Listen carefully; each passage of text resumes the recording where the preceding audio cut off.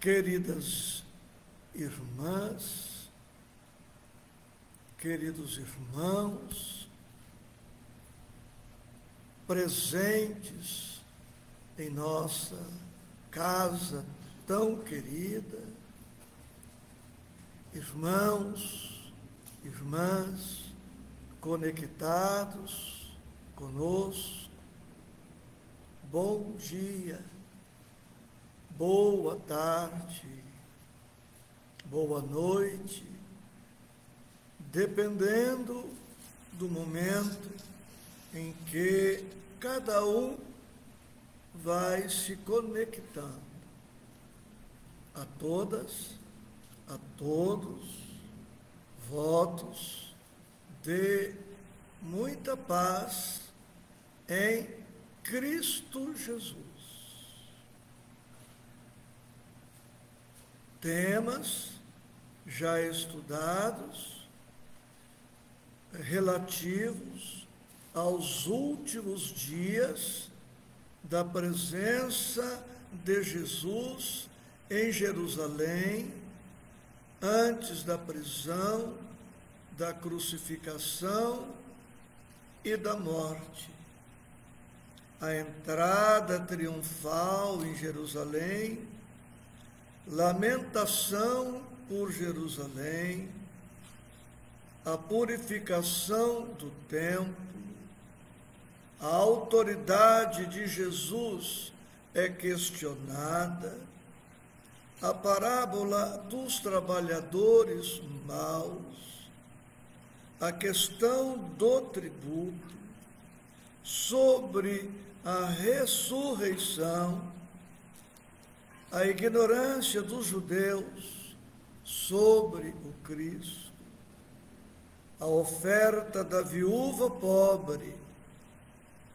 E hoje, nosso tema, o sermão profético, o princípio das dores. Está em Lucas, capítulo 21, versículos 5 a 19. Convido a todos à leitura e às reflexões. E, dizendo alguns a respeito do templo, que estava adornado de formosas pedras e dádivas, disse: quanto a estas coisas que vedes, dias virão em que não ficará pedra sobre pedra que não seja derrubada. E perguntaram-lhe, dizendo: Mestre, quando serão, pois, estas coisas? E que sinal haverá quando isto estiver para acontecer? Disse então ele: vede que não vos enganem, porque virão muitos em meu nome, dizendo: sou eu, e o tempo está próximo. Não vades, portanto, após eles. E quando ouvirdes de guerras e sedições, não vos assusteis, porque é necessário que estas coisas aconteçam primeiro, mas o fim não será logo. Então lhes disse: levantar-se-á nação contra nação, e reino contra reino, e haverá em vários lugares grandes terremotos, fomes e pestilências. Haverá também coisas espantosas e grandes sinais do céu. Mas antes de todas estas coisas, lançarão mão de vós e vos perseguirão, entregando-vos às sinagogas e às prisões, e conduzindo-vos à presença de reis e presidentes, por amor do meu nome. E vos acontecerá isto para testemunho. Proponde, pois, em vossos corações, não premeditar, como haveis de responder, porque eu vos darei boca e sabedoria, a que não poderão resistir, nem contradizer, todos quantos se vos opuserem. E até pelos pais, irmãos, parentes e amigos sereis entregues, e matarão alguns de vós. E de todos sereis aborrecidos por causa do meu nome. Mas não perecerá um único cabelo da vossa cabeça. Na vossa paciência, possuí as vossas almas. Vemos, então, que Jesus continua em Jerusalém, vivendo suas últimas horas. E ele, ciente disto tudo, fiel à sua missão, decidido, determinado, valeu-se de todas as oportunidades para apresentar o Evangelho, vivê-lo através da sua conduta e fazer todas as recomendações possíveis. No texto de hoje, vemos que ele estava no grande e suntuoso e imponente templo de Jerusalém, como consta do versículo 5, adornado de formosas pedras e dádivas. E as pessoas ali presentes chamam a atenção de Jesus para a imponência do templo. E podemos perguntar, com que intenção chamaram a atenção de Jesus para a suntuosidade do templo? Foi com a intenção de seduzi-lo para que ele se convertesse à causa dos judeus radicais, revoltosos, aderindo à revolta contra Roma? Será que a intenção das pessoas, chamando a atenção de Jesus sobre a imponência do templo, foi com o propósito de humilhá-lo, de diminuí-lo, em face da sua origem como galileu, proveniente de Nazaré, de Cafarnaum, da Galiléia? Qual seja a intenção, Jesus não se deixou impressionar, não se sentiu seduzido pela imponência, pelo poder, pela riqueza, pela ostentação, como também não se permitiu nenhum complexo de inferioridade ante aquela grandeza do templo. Coerente com ele próprio, coerente com Deus, com o Evangelho, manteve-se inalterado e vale-se do momento, como vemos no versículo 6, para dizer: quanto a estas coisas que vedes, dias virão em que não ficará pedra sobre pedra que não seja derrubada.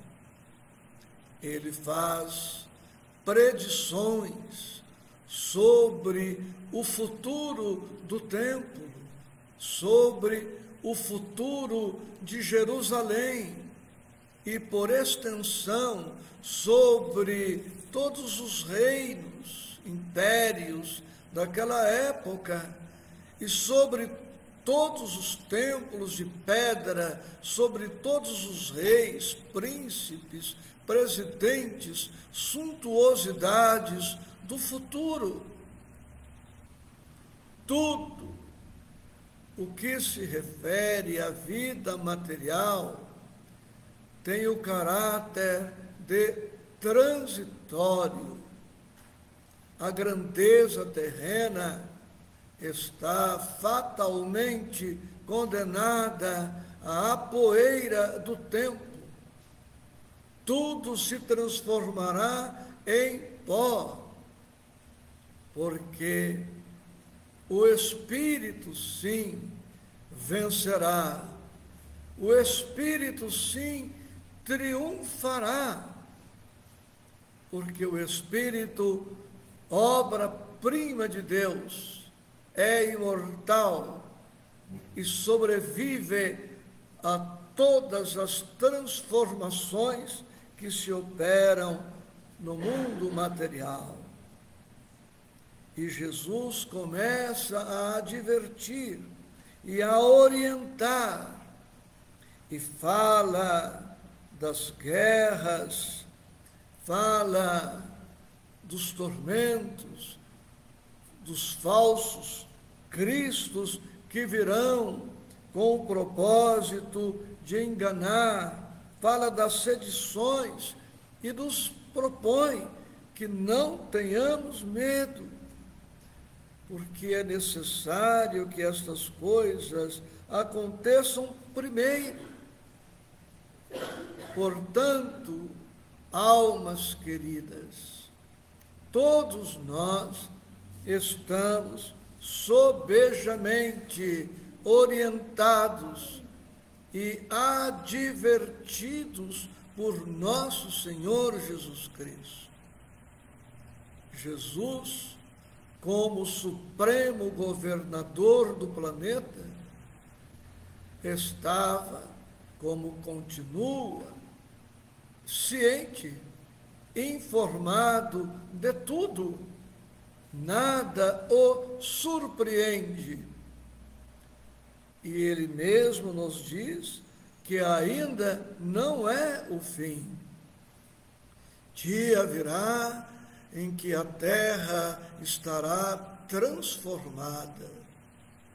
Será construído o reino de Deus na terra, e o mal, as sombras, as trevas, as guerras, os conflitos, a fome, a sede, o desemprego, a falta de moradia para todos, a dificuldade do acesso à assistência médica, tudo isto desaparecerá do cenário terrestre. Mas ainda séculos e mais séculos de lutas, de trabalho, serão necessários.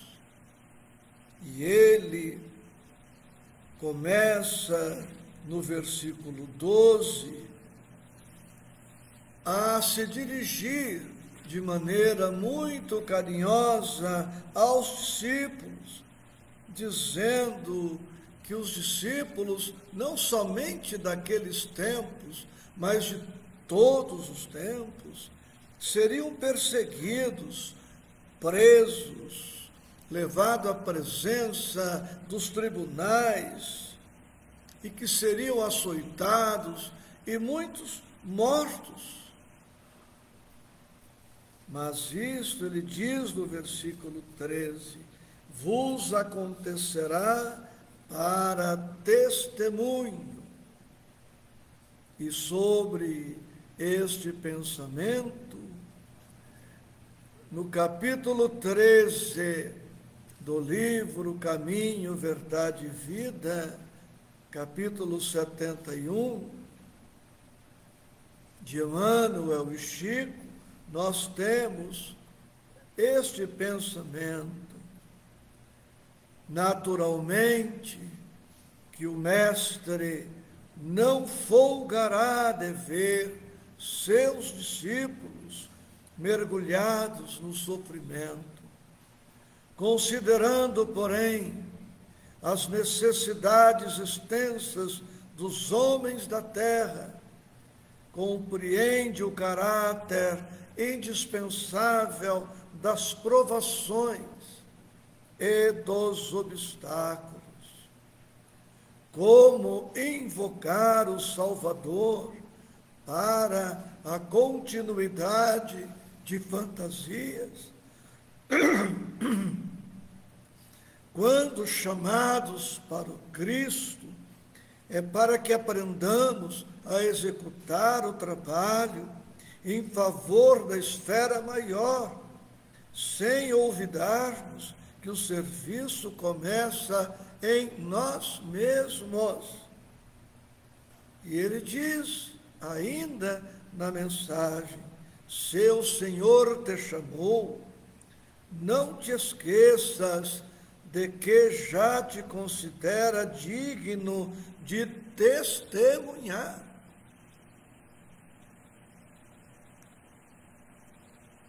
O cristão com o Cristo não deve, portanto, se surpreender com as lutas, com as dificuldades. Elas chegam, não é para prostrar-nos, para deprimir-nos, para abater-nos. Não. Para o cristão, com o Cristo, a dor não é nenhuma tragédia, a dor não é nenhuma desgraça. Para o cristão, com Cristo, a dor é oportunidade de testemunhar, de demonstrarmos praticamente, de demonstrarmos concretamente, na prática, de que conhecemos o Cristo, de que conhecemos o Evangelho e que estamos prontos e dispostos a dar testemunho, a dar demonstrações claras de que amamos o Senhor e de que queremos partilhar com Ele das suas aflições. É incoerência do cristão, seja ele espírita ou não, pretender não sofrer, pretender fugir à dor, ao sofrimento. O cristão com o Cristo não busca o sofrimento voluntariamente.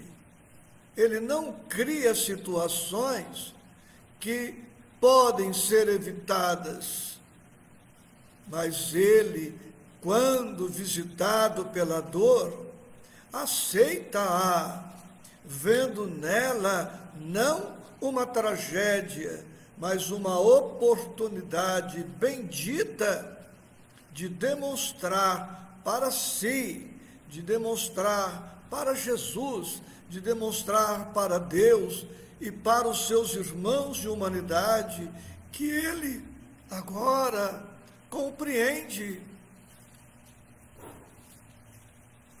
que ele está pronto para a tarefa e aceita o sacrifício, aceita a renúncia, confiando em Jesus, esperando em Jesus, ciente de que esta dor tem um propósito e que dia virá em que ele será plenamente recompensado pelas dores bem suportadas.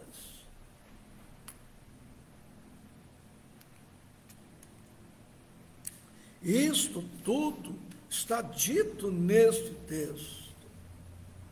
E mais adiante, ele vai dizendo que seremos aborrecidos e que nada acontecerá que não seja da vontade do Pai, da vontade do Cristo, e tudo para um propósito nobre, superior. E ele vai fechar esta passagem dos versículos 5 ao 19 com este pensamento preciosíssimo: na vossa paciência possuí as vossas almas, na vossa paciência possuí as vossas almas. A pessoa comum, a pessoa vulgar, a pessoa voltada para os assuntos de ordem material, se contenta com a posse do que é transitório, com a conquista do que é passageiro. E essas pessoas quase sempre possuem coisas, possuem propriedades, mas não se dominam, não têm um autocontrole, não conseguem controlar uma ação, uma reação. Todo aquele que possui coisas, mas não se possui, não se domina, não se controla, é escravo das coisas que possui. O cristão, certamente, tem as suas necessidades materiais que precisam ser providas, providenciadas. Mas o cristão sabe que tem o compromisso, o dever de ir além do trabalho que objetiva a posse do material. Ele precisa conquistar a espiritualidade, evangelizar-se, educar-se, chegar neste nível proposto por Jesus, possuir a si mesmo. Sem paciência, perderemos tudo o mais. E com paciência, conquistaremos a nós, conquistaremos a espiritualidade, os valores essenciais, imprescindíveis para a nossa vida. E com esta paciência que nos enseja a conquista do que é bom, belo, eterno, do que é essencial, vamos avançando através do trabalho, conquistando o que nos é necessário para uma vida segura, para uma vida serena, tranquila, quanto possível a vida na terra permite. Portanto, vejamos, ele começa esta passagem diante do templo suntuoso. Não se deixa seduzir pelo encanto daquela paisagem e também não se abate, não desenvolve um complexo de inferioridade, porque o tamanho da alma independe do tamanho do seu patrimônio material. Ele tinha esta perfeita consciência. Jesus era o mesmo, sempre, independentemente das circunstâncias, das exterioridades, independentemente do patrimônio. Ele não se sentia menos nem mais por ser como era. E vai terminar falando para que possuamos, não esses tesouros condenados ao desaparecimento, à transformação. Ele vai nos propor que, ao invés de nos ocuparmos em demasia com a conquista destes adornos, destas pedras e dádivas mencionadas no versículo 5, que nos empenhemos para conquistar, isto sim, os valores da alma. Um deles, mencionados no versículo 19, a paciência, a ciência da paz. Eu agradeço a todos, a todas, pela companhia querida, carinhosa, estimuladora, incluindo as almas queridas também que aqui se encontram. Muita paz com Jesus, sempre, sempre.